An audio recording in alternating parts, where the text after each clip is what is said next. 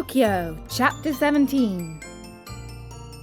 As soon as the three doctors had left the room, the fairy went to Pinocchio's bed, and touching him on the forehead, noticed that he was burning with fever. She took a glass of water, put white powder into it, and handing it to the Marionette, said lovingly to him, "Drink this, and in a few days you'll be up and well." Pinocchio looked at the glass, made a wry face, and asked in a whining voice, "Is it sweet or bitter?" "It is bitter, but it is good for you." "If it is bitter, I don't want it." "Drink it." "I don't like anything bitter." "Drink it, and I'll give you a lump of sugar to take the bitter taste from your mouth." "Where's the sugar?" "Here it is," said the fairy, taking a lump from a sugar bowl. "I want the sugar first, then I'll drink the bitter water." "Do you promise?" "Yes." The fairy gave him the sugar, and Pinocchio, after chewing and swallowing in a twinkling, said, smacking his lips, "If only sugar were medicine! I should take it every day. Now, keep your promise and drink these few drops of water. They'll be good for you." Pinocchio took the glass in both hands and stuck his nose to it. He lifted it to his mouth and once more stuck his nose in it. "It is too bitter! Much too bitter! I can't drink it!" "How do you know when you haven't even tasted it?" "I can imagine it. I smell it. I want another lump of sugar. Then I'll drink it." The fairy, with all the patience of a good mother, gave him more sugar and again handed him the glass. "I can't drink it like that," the Marionette said, making more wry faces. "Why?" "Because that feather pillow on my feet bothers me." The fairy took away the pillow. "It's no use. I can't drink it even now." "What's the matter now?" "I don't like the way that door looks. It's half open." The fairy closed the door. "I won't drink it," cried Pinocchio, bursting out crying. "I won't drink it. I won't drink this awful water. I won't. I won't. No, no, no, no." "My boy, you'll be sorry." "I don't care." "You're very sick." "I don't care."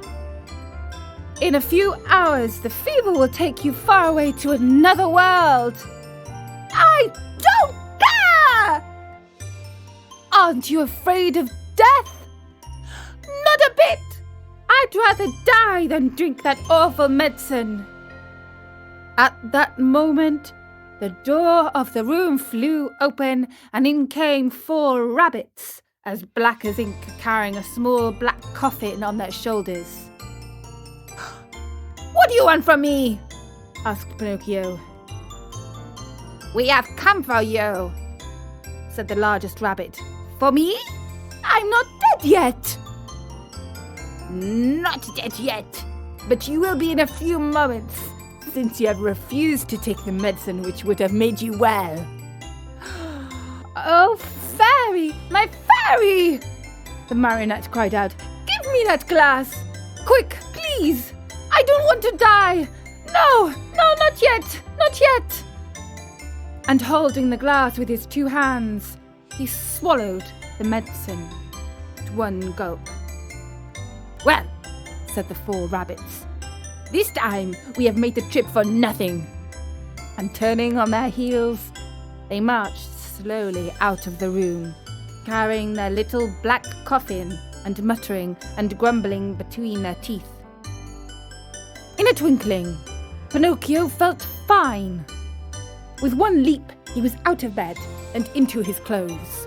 The fairy, seeing him run and jump around the room, gay as a bird on a wing, said to him, "My medicine was good for you after all, wasn't it?" "Good indeed. It has given me a new life." "Why then did I have to beg you so hard to make you drink it?" "I am a boy, you see, and all boys hate medicine more than they do sickness." "What a shame. Boys ought to know, after all, that medicine, taken in time, can save them from much pain and even from death. Next time, I won't have to be begged so hard. I'll remember those black rabbits with black coffin on their shoulders, and I'll take the glass and poof, down it will go. Come here now and tell me how it came about that you found yourself in the hands of the assassins." "It happened that Fire Eater gave me 5 gold pieces to give to my father. But on the way, I met a fox and a cat who asked me, 'Do you want the 5 pieces to become 2,000? And I said, 'Yes.' And they said, 'Come with us to the Field of Wonders.' And I said, 'Let's go.' Then they said, 'Let us stop at the Inn of the Red Lobster for dinner, and after midnight we'll set out again.' We ate and we went to sleep. When I woke up, they were gone, and I started out in the darkness all alone. When I woke, on the road, I met 2 assassins dressed in black coal sacks who said to me, 'Your money or your life.' And I said, 'I haven't any money,' for you see, I had put the money under my tongue. One of them tried to put his hands in my mouth, and I bit it off and spat it out. But it wasn't a hand, it was the cat's paw. And they ran after me, and I ran till at last they caught me and tied my neck with a rope and hanged me to a tree, saying, 'Tomorrow we'll come back for you, and you'll be dead, and your mouth will be open, and then we'll take the gold pieces that you have hidden under your tongue.'" "Where are the gold pieces now?" the fairy asked.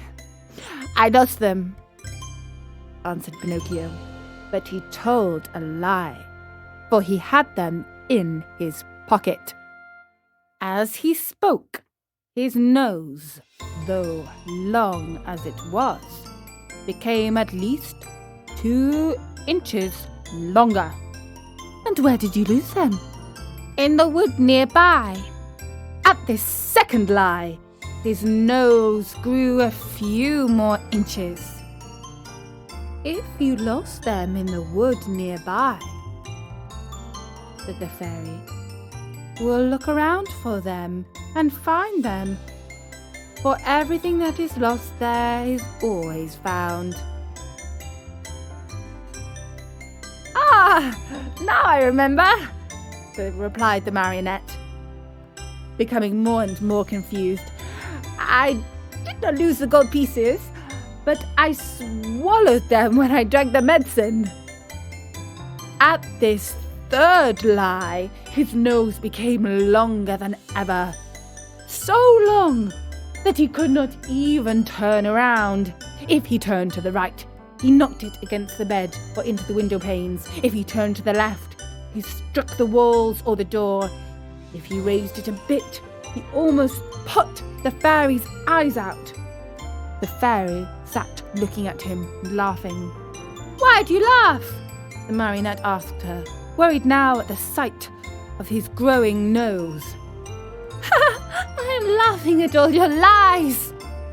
"How do you know I'm lying?" "Lies, my boy, are known in a moment. There are 2 kinds of lies. Lies with short legs and lies with long noses. Yours, just now, happens to have long noses." Pinocchio, not knowing where to hide his shame, tried to escape from the room, but his nose had become so long that he could not get it out of the door.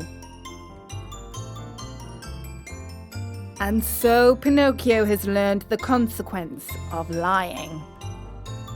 and he's now a puppet with a very long nose. To see if it could possibly get even longer, come back for the next chapter on storynori.com.